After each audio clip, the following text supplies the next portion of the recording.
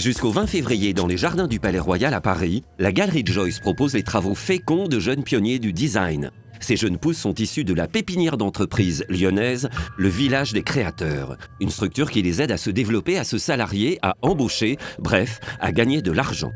Faire que la stratégie développement commercial et communication se fasse en parallèle.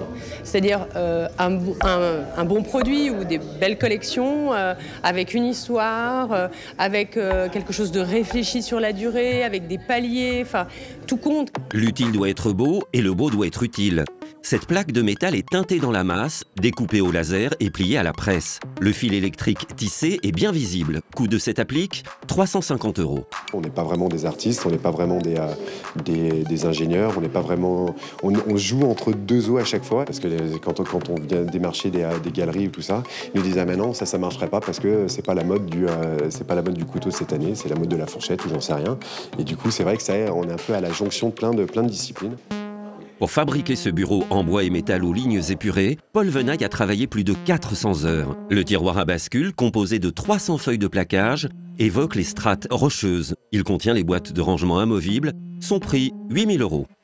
Cette lampe, en acier plié et frêne massif tourné, sera commercialisée dans quelques semaines par l'industriel Ligne Rosée. Un premier pas vers la gloire pour son concepteur. J'ai plusieurs casquettes, je fais de l'enseignement en design produit, je fais aussi de l'architecture commerciale. Et je peux dire que c'est la conjonction de toutes ces casquettes qui me permet de vivre actuellement. Oui. Ces nouveaux designers travaillent en priorité avec les façonniers locaux. Cette robe est fabriquée entièrement en région Rhône-Alpes dans le respect des normes environnementales.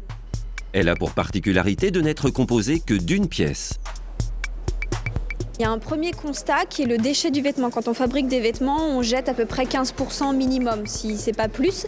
Et là, c'est un vêtement où j'utilise la laise entière, le tissu en entier. Comme en fait la plupart des vêtements traditionnels du monde entier, comme même le kimono, le sari, le sarong, où on part d'un rectangle et on vient draper le corps.